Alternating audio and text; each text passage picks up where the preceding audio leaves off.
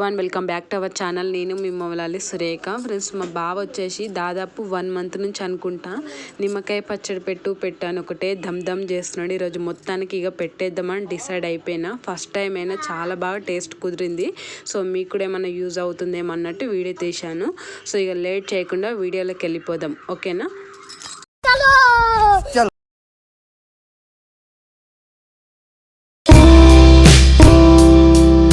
Friends, మనం నిమ్మకాయలను select చేసుకోవడం ఎలా సెలెక్ట్ చేసుకోవాలంటే, దూరగా ఉంటాయి చూడు, కాయలు కాకుండా పండ్లు కాకుండా మిడిల్గా దూరగా ఉంటాయి చూడండి, వాటిని మాత్రమే మనం పచ్చడికి అన్నిటిని సెలెక్ట్ చేసుకోవాలి. పచ్చడికి చాలా బాగుంటుంది టేస్ట్ వచ్చేసి. ఏంటంటే ముక్క మెత్తబడకుండా ఉంటుంది. మళ్ళీ పండుగ తీసుకున్నాం అనుకో తొందరగా ఖరాబ్ అయ్యే ఛాన్సెస్ ఎక్కువ ఉంటాయి. సో ఇట్లా మనం దూరగా ఉన్న కాయలు తీసుకుంటే మాత్రము కొంచెం మంచిగా ఉంటుంది పచ్చడి అనేది, మంచిగా స్ట్రాంగ్గా ఉంటుంది, అది ముక్క అనేది గట్టిగా ఉంటుంది. మళ్ళీ అందులో కొన్ని పుచ్చులు ఉంటాయి కదా, కొన్ని మరకలు అలాంటివి అవేమో మనం రసానికి తీసుకోండి. ఈ నార్మల్ ఫ్రెష్గా ఉంటాయి చూడు, అవేమో పచ్చడికి తీసుకోండి. నేనైతే హాఫ్ ఏమో రసానికి హాఫ్ ఏమో పచ్చడికి తీస్తున్నాను. సో ఇందులో రసం ఎక్కువ గ్రేవీ కావాలనుకున్న వాళ్ళేమో ఎక్కువ రసం పిండుకోవడానికి ఎక్కువ నిమ్మకాయలు తీసుకోండి. మాకు గ్రేవీ వద్దు, అంత తక్కువే కావాలి గ్రేవీ అనుకున్న వాళ్ళు రసం అనేది తక్కువ తీసుకోండి, అంటే తక్కువ నిమ్మకాయలు రసానికి దానికి ఏంటంటే 30 నిమ్మకాయలు ఉండే, అందులో నేను 15 సపరేట్ చేసి నిమ్మకాయ రసానికి అండ్ పచ్చడికి హాఫ్ తీసేసిన.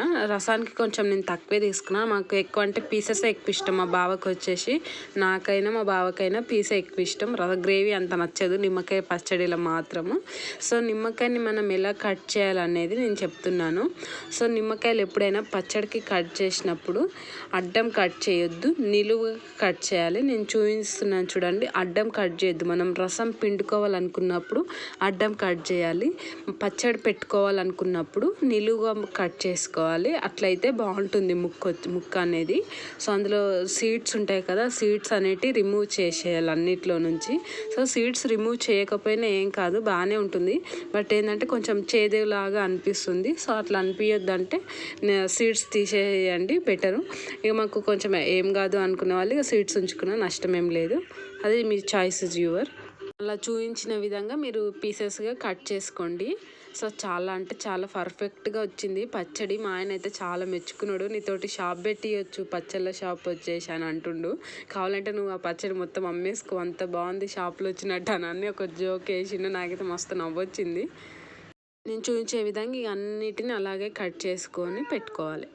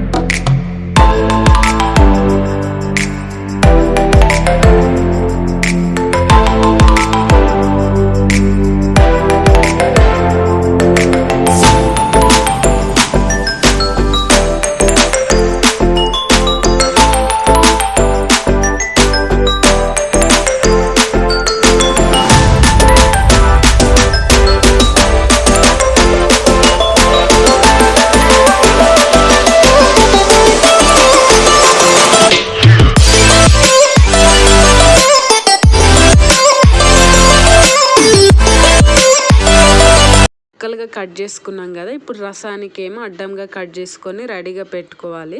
పెట్టుకున్నాక ఒక డబ్బా తీసుకొని డబ్బా తీసుకున్నాక అందులో కట్ చేసినవి అన్నీ అందులో వేసేయాలి. వేసుకున్న తర్వాత మనం అవి రసానికి తీసుకున్నాం కదా, సో ఆ రసం అనేటిది పిండుకోవాలి ఆ ముక్కలతోటి. నేను ఏంటంటే కొలత తీసుకున్నాను. సో మనకు ఫస్ట్ టైం కదా ఎలా వస్తుంది ఏంటనేది తెలియకుండా నేను ఇక తెలియదు అన్నట్టు కొలత తీసుకున్నాను. సో నాకు బౌల్ వచ్చేసి 2 బౌల్స్ అయినాయి, 2 కోపలు అయినాయి. ఆ నిమ్మకాయలు వచ్చేటి కట్ చేసిన ముక్కలు 2 కోపలు అయినాయి. సో నేను దాని మీదకి వెళ్ళి నేను మెజర్మెంట్స్ అనేటివి తీసుకున్నాను. సో మీరు కూడా ఇలాగే తీసుకోండి, మంచిగా ఉంటుంది.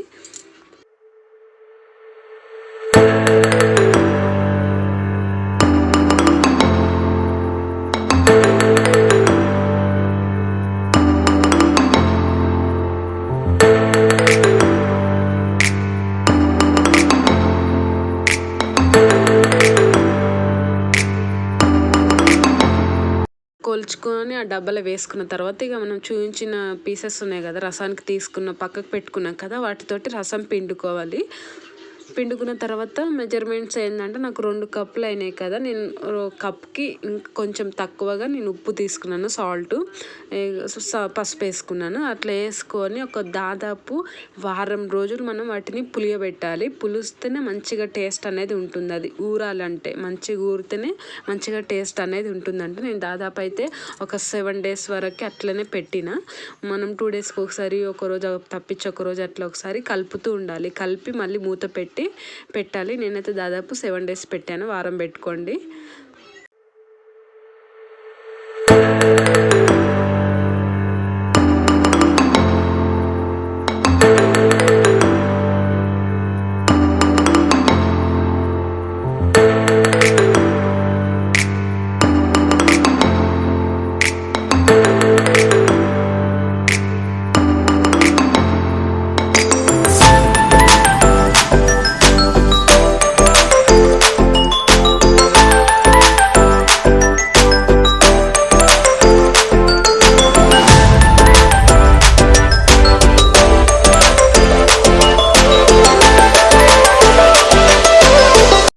వారం రోజుల తర్వాత ఆవాలు, మెంతులు, జీలకర్ర అవన్నీ వేయించుకొని మిక్సీ పట్టి రెడీగా పెట్టుకోవాలి.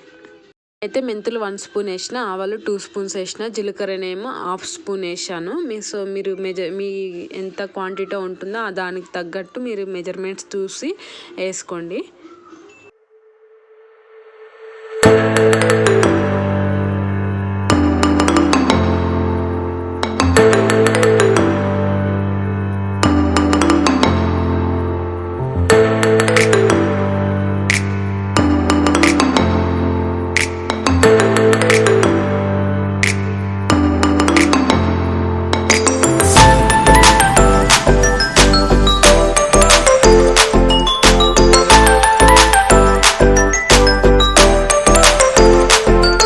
ఉల్లిపాయలు ఏంటంటే పొట్టు తీసి రెడీగా పెట్టుకోవాలి. నాకేంది 2 cups అయినాయి కదా ముక్కలు వచ్చేసి, నేను 2 cupsకి 1 cup ఆయిల్ తీసుకున్నాను. పల్లి ఆయిల్ అయినా ఏ ఆయిల్ ఉంటే ఆయిల్ తీసుకోండి. పచ్చళ్ళకి ఏంటంటే పల్లి ఆయిల్ అంటారు. నా దగ్గర ఇంట్లో వచ్చేసి ఫ్రీడమ్ ఆయిల్ ఉంది, గోల్డ్ డ్రాప్ ఫ్రీడమ్ ఆయిల్, అదైతే నేను తీసుకున్నాను కొంచెమే అన్నట్టు.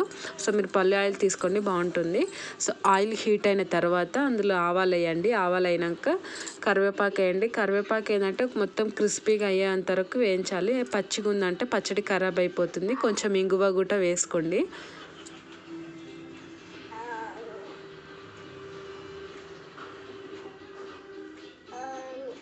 మనం మిక్సీ పట్టుకున్నాం కదా పేస్ట్ వచ్చేసి, అదే ఆవాలు, జీలకర్ర అవన్నీ మిక్సీ పట్టుకున్నాం కదా, అదే వచ్చేసి మనం ముక్కలు పులియబెట్టిన దాంట్లో వేసేయాలి. ఇక ముక్కలలో వేసేయాలి. మొత్తం వేసి మనం ఉప్పు ముందే వేసినాం కదా, ఉప్పు, పసుపు అవన్నీ వేసి ఇప్పుడు ఏంటంటే ఓన్లీ మనం ఈ ఆవాల పొడి, జీలకర్ర పొడి, ధనియాల పొడి అంటున్నాడు, ఇదే ఈ మిశ్రమము అండ్ కారం మాత్రమే ఇప్పుడు వేసుకోవాలి.